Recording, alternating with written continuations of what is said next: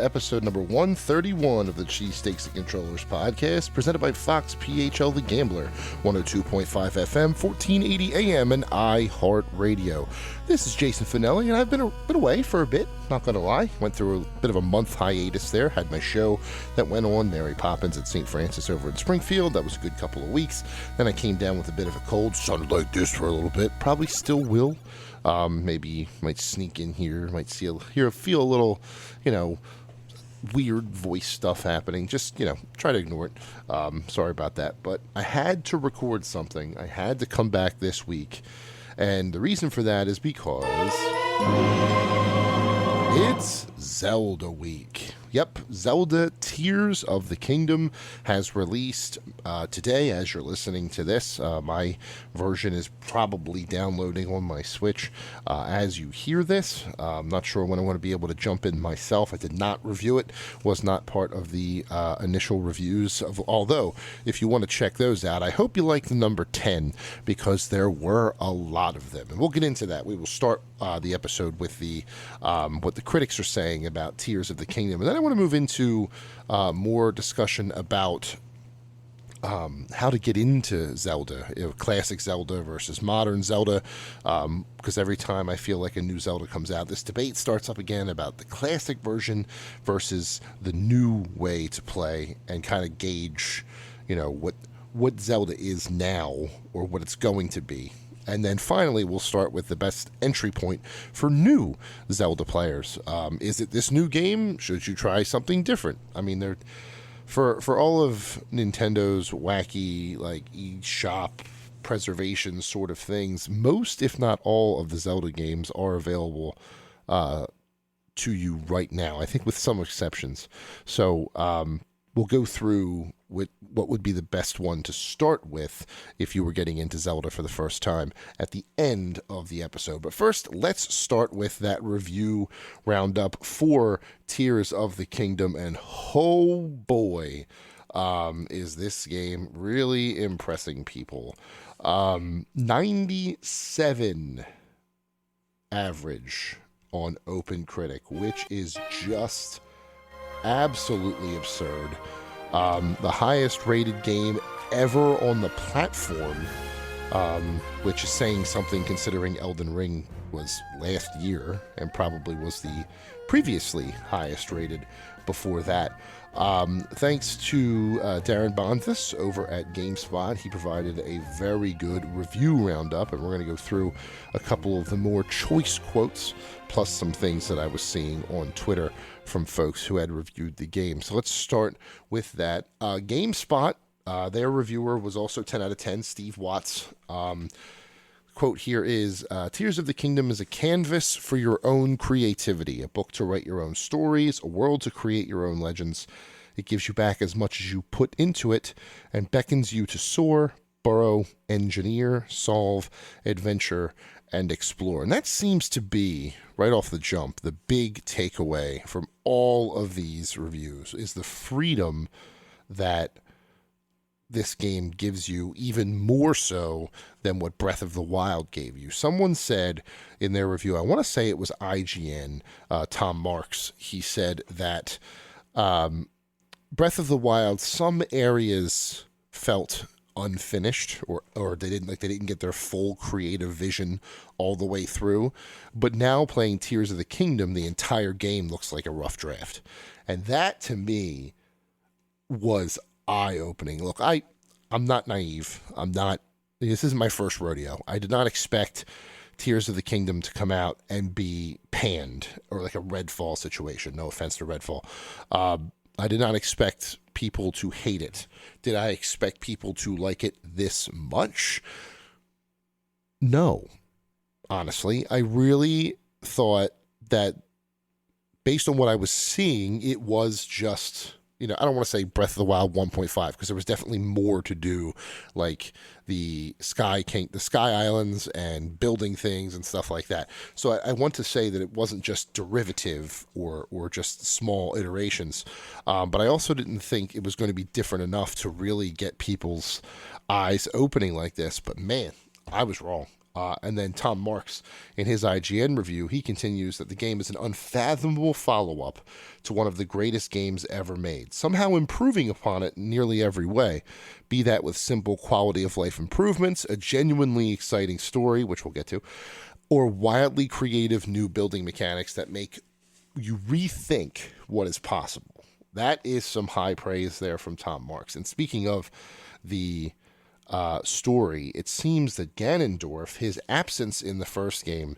is heavily remedied in this one. Someone's saying that in comparison to the last game, he's back and he's chatty, which I'm fine with.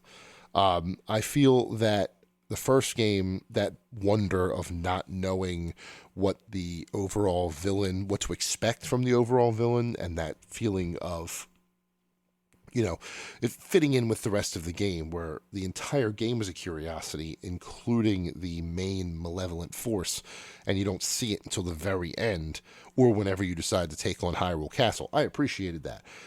But here, bringing him in and making him more of a major part of the story, it sounds like, was the right call. Not to mention giant samurai daddy that he is.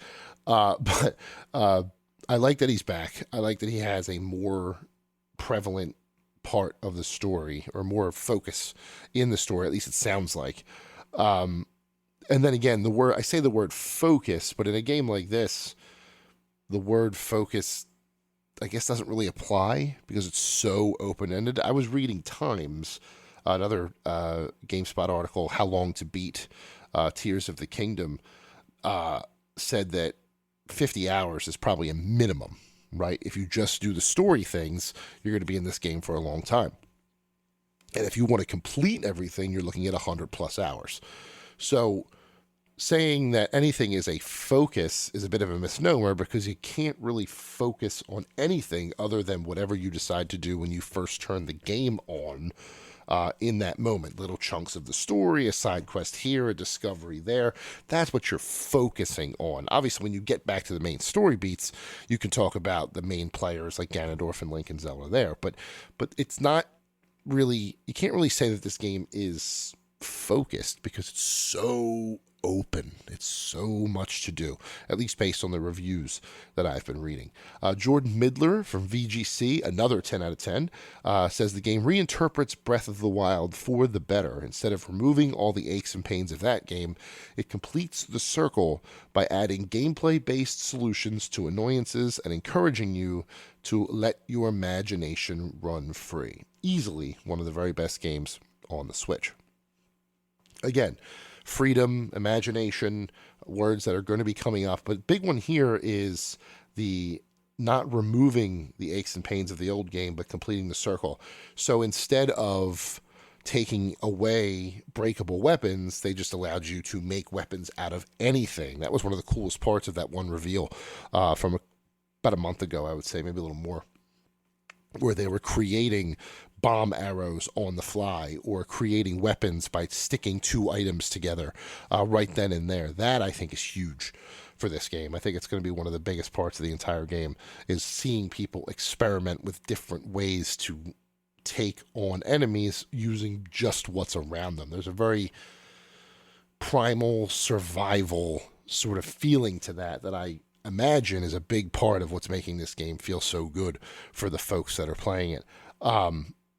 I am very, very excited to dig into myself, but reading these 10 out of 10 reviews have definitely given me some sparks on what I want to do when I first start. Another one from Inverse, another 10 out of 10. This is Hayes Madsen.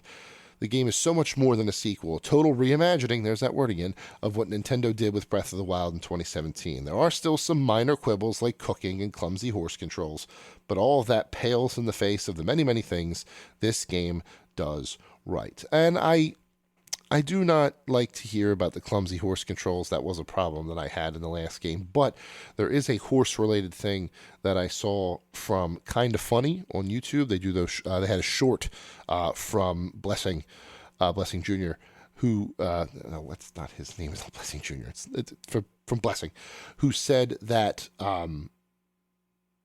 one of the coolest things about this game is that he went to the stable in Tears of the Kingdom for the first time, and all of the horses that he had raised in the old game were still there.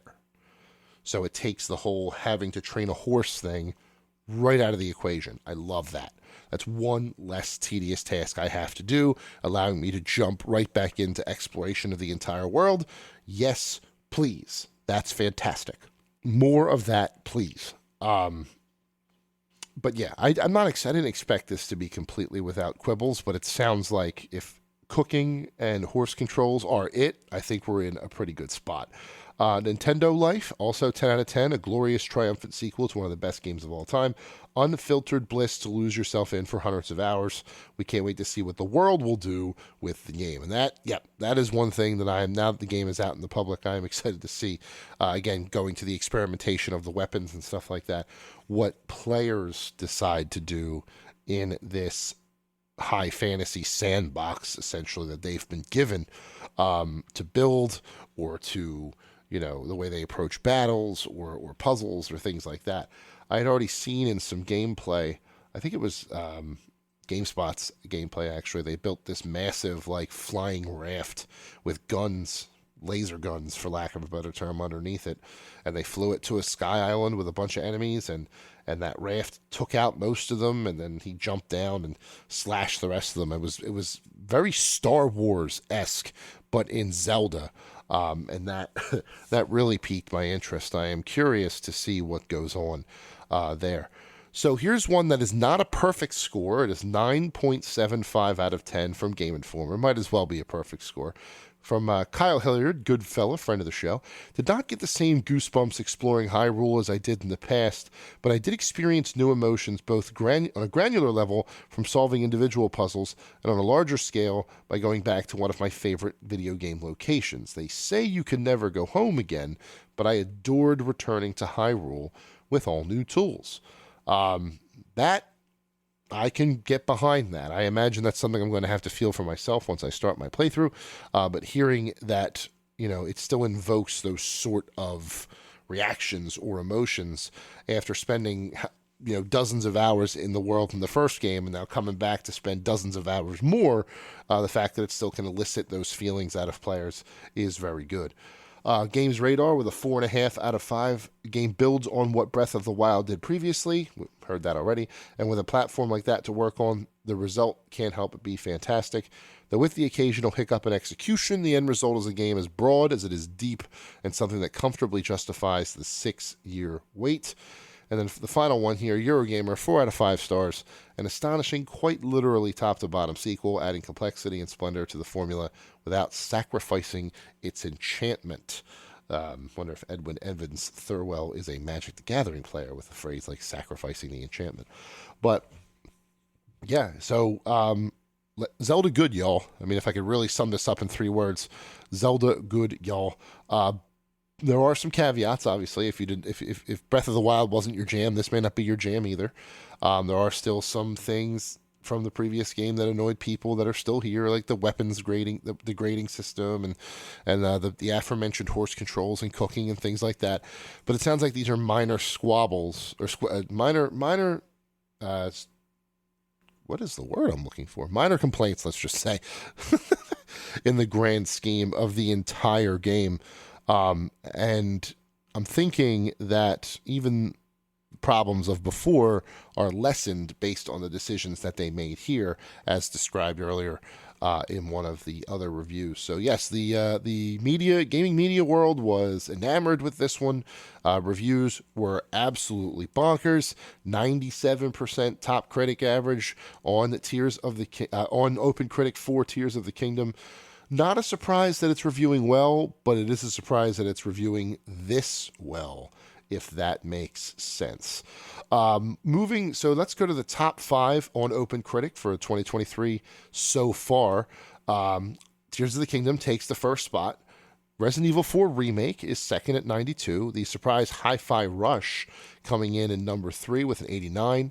Vernal Edge, which is a console RPG, only has 6 reviews, but it's reviewing it in 88. So I wonder if just more people have to review that one. Cassette Beasts, which came out of nowhere and is apparently phenomenal, at 86. Theorhythm Final Bar Line, also at 86. Octopath Traveler 2, 85. Star Wars Jedi Survivor, also 85. A Space for the Unbound, an excellent indie adventure title from Mokujin Studios at 85. And then Hogwarts Legacy at 84. So I know I said top 5, but that's actually the top 10 so far for 2023 as per Open Critic. I'm not sure what's going to be able to get into that list from here on out, but there are some heavy hitters coming in the next 6 weeks between Diablo 4 and Street Fighter 6 and Final Fantasy 16, yes. And Amnesia: The Bunker for the low-key horror fan, or for the independent horror fans. There's a lot to like, a lot going on in the next couple of weeks. But right now, it's all Zelda all the time. And if you're planning on going to Hyrule, it sounds like, based on critical reception, you will not be disappointed. Coming up after the quick break, we will talk about classic Zelda versus modern Zelda, what your preferences might be, where you might sit on that spectrum, and where I personally find myself in recent years being pulled when it comes to Nintendo's high fantasy franchise. Stick around. All right, welcome back to Cheesesteaks and Controllers, episode 131, the Hyrule episode. Just got done talking about the reviews for Tears of the Kingdom. I know I'll be tearing into Hyrule as soon as possible later today after it downloads on my console and work is done and all that good stuff. But I want to move on now to an interesting conversation. Every time a new game comes out in this franchise, I feel like a debate starts once again between old Zelda versus new Zelda, modern Zelda versus classic Zelda, where you fall in that time frame. And there's one review in particular that makes this apparent. It's from Gfinity Esports, not a place you would expect a review for Zelda to come from, but that does not mean it is not worth its merit. And this is the lowest review that I've seen for Tears of the Kingdom at 6 out of 10. And right here is an interesting paragraph. About 30 to 40 hours in, Tears of the Kingdom looks to be a victim of Nintendo's obtuse marketing strategy. From hearing next to nothing about the game to getting almost too much information in the weeks leading to release, the suddenly fast-moving cloud of information was mixed too quickly into a pot already simmering with speculation, reaching a boiling point that had people making concrete claims from vague assumptions. And then he gets into classic Zelda, right? Like what a classic Zelda is. And I want to kind of dig into what he says here. So I'm sad to say that The Legend of Zelda Tears of the Kingdom just isn't worth the wait for me personally. It takes too much from the one title in the series it took me years to finish, and does too little to invigorate the classic Zelda magic back into its reused world. So there it is, classic Zelda. Seems to be a mantra that always appears, like I said, when a new game is launched. But what does that mean anymore? Like, obviously you could say, NES Zelda. Well, okay, so what's NES Zelda? It's a top-down adventure title. Takes about 45 minutes to an hour complete. You're talking Zelda 2? Because Zelda 2 is a whole different animal, which a lot of people, if you recall, panned as being not as good as the other ones. Link to the Past, okay, now we're talking. It builds on the first game. It, puts in the new graphics, the new dungeon structures, things like that. Ocarina of Time. This seems to be the linchpin, right? Ocarina of Time seems to be the catalyst for this debate, if you ask me, because that's where 3D happened. That's where, a full fleshed out story happened. That's where the series really evolved from, what it was with it was a popular game, but I don't think it was as popular, at least growing up to me. I didn't hear about it as much as I heard about Mario, or even Street Fighter 2 and stuff like that. Maybe that was just my circle of friends, but we just weren't playing Zelda as much, right? Ocarina of Time changed that. Ocarina of Time put that thing squarely on the map for everyone in my group, at least. And then from there, we never looked back. Majora's Mask, which I personally have never played, but I know enough about it. Twilight Princess, which is for a long time was my favorite. Wind Waker, and the list goes on. So we need to find then what people are talking about when they're talking about classic versus modern Zelda, because that conversation has shifted, right? There was a time going into Skyward Sword where people were yearning for a change to the formula. It wasn't, modern classic Zelda versus modern Zelda. It was formulaic Zelda versus open Zelda, right? Starting with Ocarina of Time, you had a couple of dungeons, then a central point, then a couple more dungeons to gather items. As you gained items, or as you gained weapons and tools in each dungeon, you used that tool for the rest of the dungeon, and then you fought a boss, and then you moved to the next dungeon. So it was very structured, formulaic in that regard. Part of what made Zelda great in the original game was that you could go anywhere you wanted. You'd get your butt kicked if you weren't ready in certain areas, but you could go wherever you wished to go. Ocarina of Time put that formulaic, linear-ish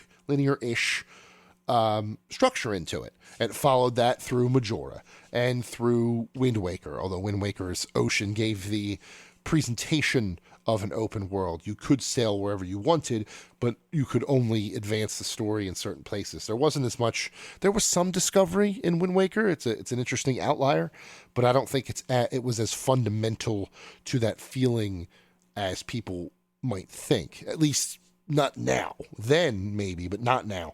And then Twilight Princess, Skyward Sword, which has its own problems, and now here Breath of the Wild and Tears of the Kingdom. So between Skyward Sword and Breath of the Wild, people wanted Zelda to get back to that classic Zelda feel. So first it was, get rid of the formula. And then Skyward Sword came out and it was, all right, now we need something a little more open. We need something a little more free. Just drop us in, let us adventure, all that. And then Breath of the Wild came out. And now Tears of the Kingdom, people are asking for that classic Zelda. Well, what do they want? Do they want Link's Awakening again, where it's like the remake in 2019, where it's that classic top-down, not isometric, but, screen to screen to screen sort of movement? Do you want the 3D Zelda format, where it's story, couple of dungeons, story, more dungeons, story, end? Do you want that structure back? Unfortunately, just saying classic Zelda, you have to be more specific now, because there are multiple classic Zeldas, in my opinion. I think they do a good job of catering to both of those folks. At least they were, with A Link Between Worlds.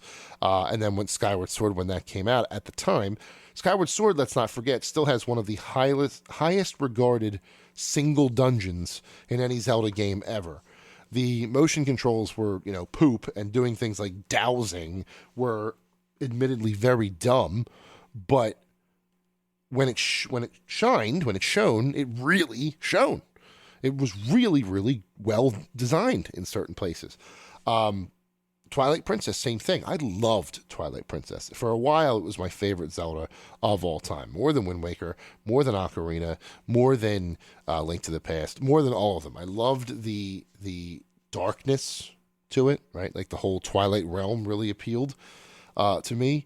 The hero shade was very cool. Learning the moves of the hero from the hero, it's himself, even though he was dead. Story implications there were really, really cool. I thought Midna, probably the best sidekick of any of the sidekicks that they employed. Navi was annoying. Fi or Fi, whatever her name is, was fine. At least meant more to the overarching Zelda story. But still, I think Midna's attitude and Midna's personality kind of pushed her over the edge for me. Twilight Princess did a lot for me as far as what I wanted in games at the time. So that was always a favorite of mine. Probably my favorite of that structure, of that era of Zelda. But now I think we're in best Zelda mode, right? Breath of the Wild was what 6-year-old me or 10-year-old me imagined in my head as I was playing Link to the Past is what Breath of the Wild ended up being. Yeah? And it sounds like Tears of the Kingdom is just going to expand on that. There's your modern Zelda. Modern Zelda, there is no debate. It's Breath of the Wild. It's probably Tears of the Kingdom at some point as more people play it. They still, they modernized some classic Zelda in that time. I mentioned Link's Awakening. I mentioned Link Between Worlds, which was essentially a sequel to Link to the Past.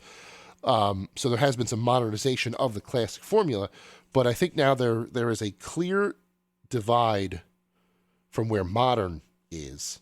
I think modern Zelda is clearly defined as Breath of the Wild and Tears of the Kingdom. But after that, classic Zelda gets a little hazy.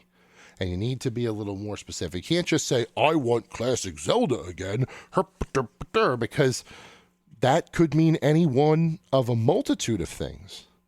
It's kind of like how, as a pro wrestling fan, the first thing I think of is when a new promotion says they want to get back to the roots of professional wrestling. We want to take professional wrestling back to its roots. Well, unfortunately, that is a format that always progresses. And when you try and go back to the roots of wrestling, you end up making a subpar product, an inferior product. There's a great Brian Zane, Wrestling with Regret, great wrestling YouTuber. Not sure if you've ever watched it. He talks about this in his review of the AWF, a short-lived promotion from the mid-90s that talks about getting back to the roots of pro wrestling with a round system where instead of, it was just one match, it was just a bunch of different rounds over and over again, and how ultimately that promise of going back to its roots didn't work. I find some similarities in that to video game discourse in general when they talk about classic versus modern. There is a way to bring good retro gameplay to the current scene. I think Yacht Club Games is a perfect example of being able to do that between Shovel Knight and the upcoming Mina the Hollower. But taking a franchise back to what made it so good in the first place is difficult because a lot of that is steeped in nostalgia, right? A lot of what made those games very good is that you were a kid playing them. Do those experiences translate as well when you're an adult? Or should they try and modernize them to now so that you can have those same feelings you had when you were a kid as an adult? That is the line that developers have to, tightrope walk as they are making games for the first time.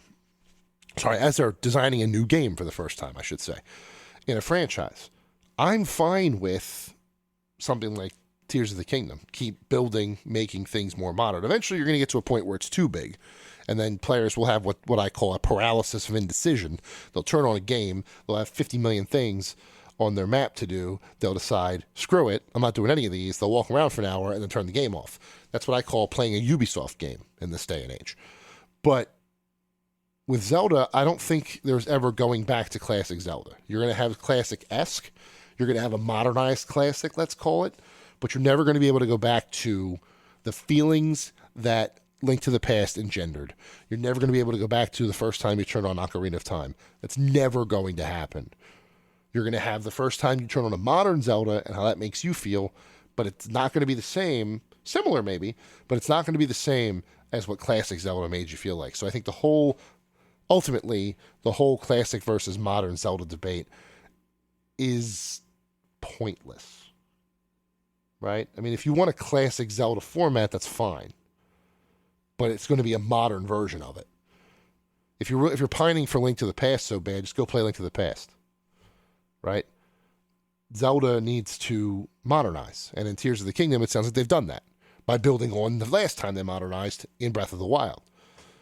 Mortal Kombat, it sounds like, is going to do that by rebooting the franchise again after rebooting it in 2009, not 15 years later. At least it seems like it. I could be wrong, but based on their marketing with the clock that hits 9, 10, 11, skips 12, goes to 1, sounds like they're rebooting again, or at least going back to the time of the great Kung Lao. That is the challenge. A game developer or a game designer chasing that feeling of classic, childhood favorite games is a fool's errand. It's a fallacy. It's never going to happen. You need to make a game with that name on it that engenders modern feelings of, love and nostalgia and things like that. You're never going to get back to where you were. That's impossible. This is an industry that only moves forward. Even when it seems retro, it's still moving forward because a game like Shovel Knight, yes, it looks like classic Mega Man, 2D platforming, but there's a lot under that hood that give it more depth. I just think that pining for the days of classic games ultimately will leave you more disappointed than just trying to appreciate the modern stuff that's here now. But that's me. I could be wrong. At Big Man Finelli on Twitter, tell me I'm wrong. I'm open to the debate. I am not closed-minded on this. I would like to hear your feelings on that.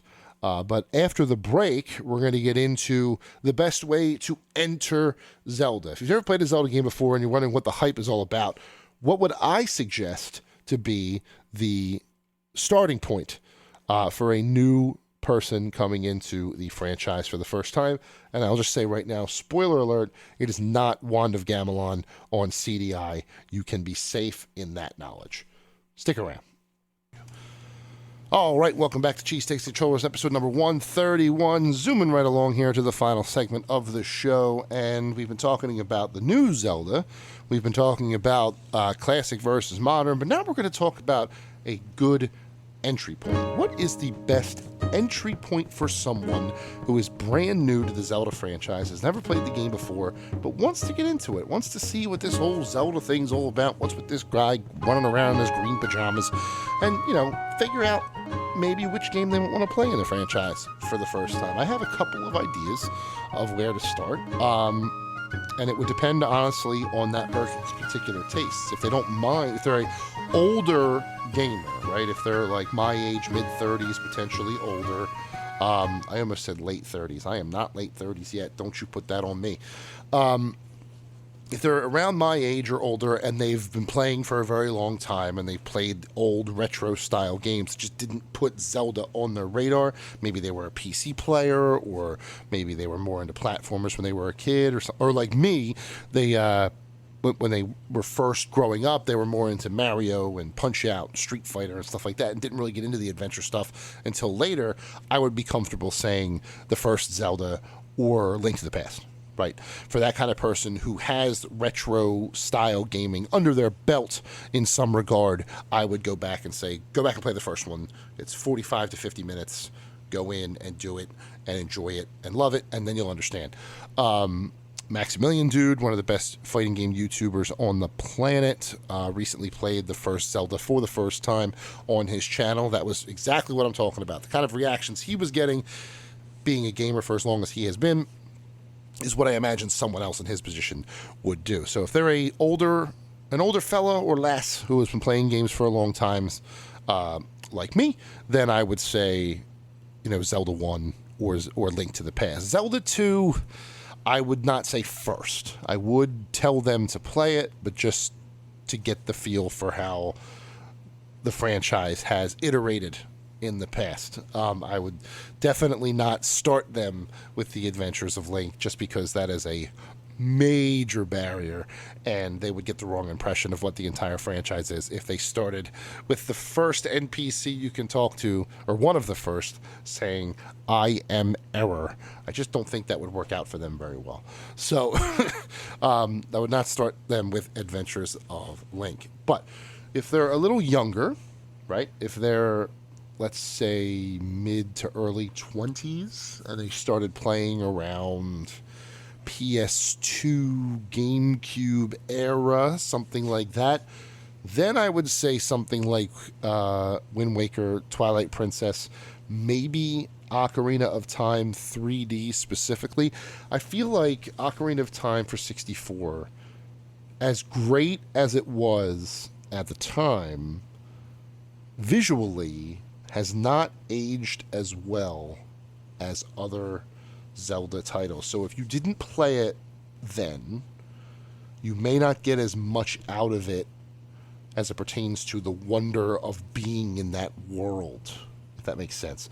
So if I'm going to introduce someone to the 3D style of Zelda, I'd go a little further in the timeline, have them play Wind Waker, have them play Twilight Princess, get them accustomed to the format, and then say, okay, go back and play Ocarina of Time they're not going to appreciate it as much as we did when it first launched, but I think that's just the cost of not playing it until now.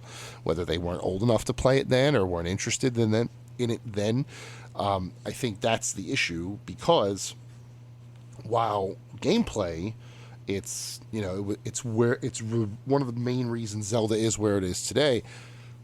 Look, visuals, graphics were only revolutionary at the time, and they have not aged well.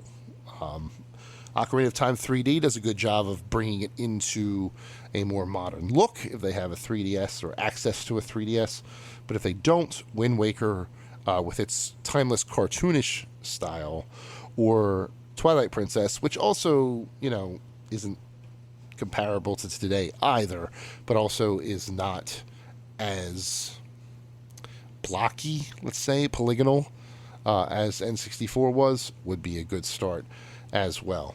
Younger than that, like high schooler, middle schooler, I may stick with Wind Waker or Twilight Princess. Maybe move into Skyward Sword with motion controls, as much as they stink.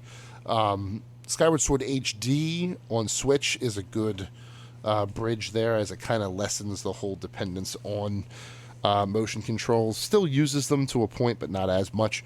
That might be a good gateway into that game, but I would probably still say Wind Waker or Twilight Princess for like a teenager, for the same reasons that I say it for the mid to early 20s, and I guess late 20s, like all of 20s, I guess. Just because I don't know that Ocarina of Time or Majora's Mask kind of translates as well, and Skyward Sword did things so wildly differently, as far as like dependence on motion controls and dungeon structures and storyline and stuff like that. It's easy to say Skyward Sword because it's the first one in the timeline, but I feel like to get that Zelda feel, Twilight Princess or Wind Waker would be the best choices to start.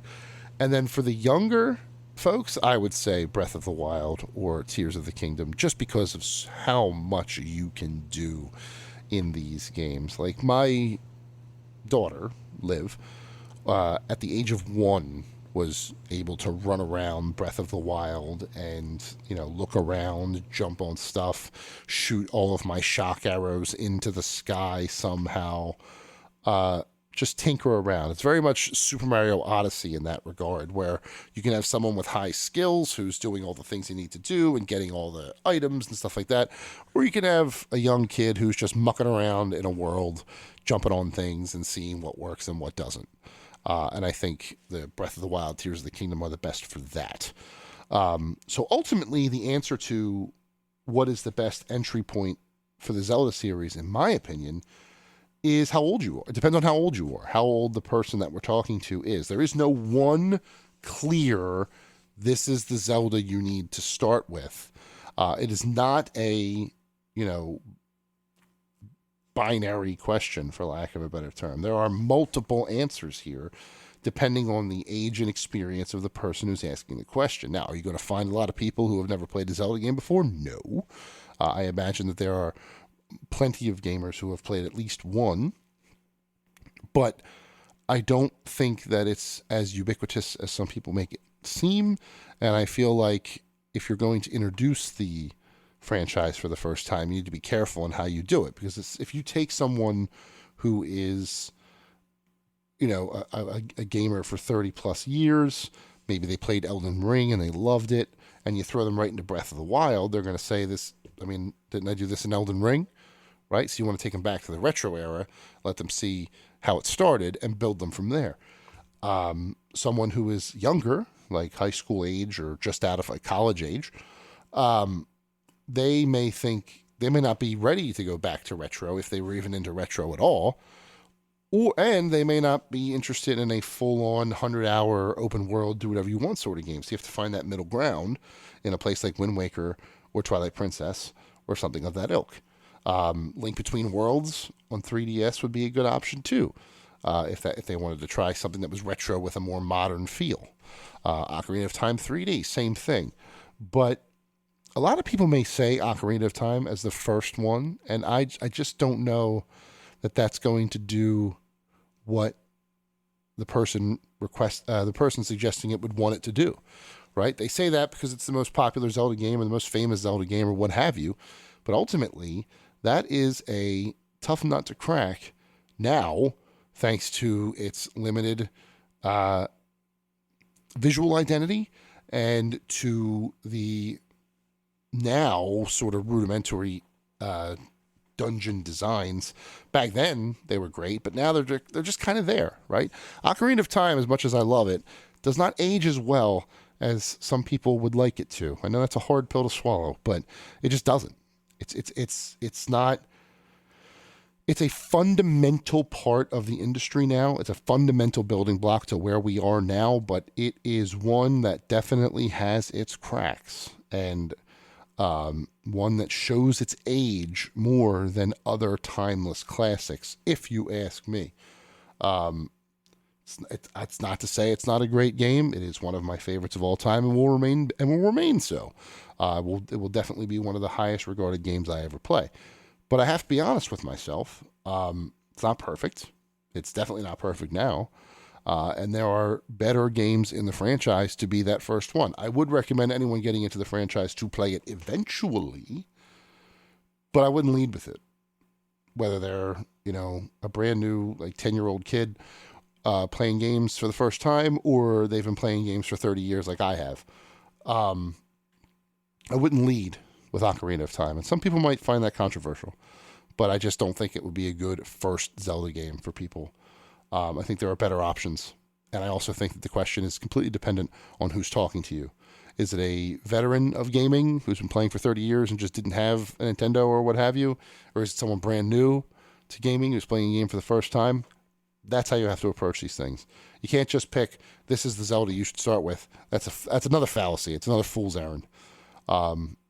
You have to ask the questions and then come to a logical conclusion that makes the most sense. But as I said before the break, that question will never be answered with the words Wand of Gamelon or Zelda's Adventure, because the CDI Zeldas, we can all agree, are total poop. But they are good for some jokes. Excuse me, princess. And with that, we are at the end of episode number 131 of Cheesesteaks and Controllers, presented by Fox PHL The Gambler, 102.5 FM, 1480 AM, and iHeartRadio. If you're listening to these words at the end of this episode, you have reached the final moments, and as always, I appreciate that you are here listening to these. That means you were entertained and educated enough to stick around for 45 plus minutes and listen to me talk about a guy in green pajamas who runs around trying to save a princess, and has been doing so for nearly 35 years now. Thank you, as always, for your support and your patience. I apologize for the brief hiatus I took at the end of April and the beginning of May, but I am back now, and I'll be running all the way up to Summer Games Fest when I do go out to Los Angeles to check out Play Days.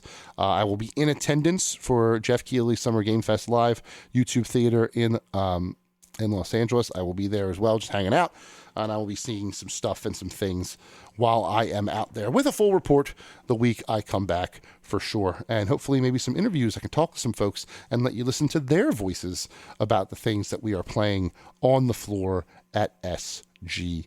But with that, I am Jason Finelli. This is Cheesesteaks and Controllers Podcast. As always, I hope you have a fantastic weekend. I hope you have an even better week right behind it, and we will be back next time with more of the latest and greatest from video games here on Cheesesteaks and Controllers. Bye-bye.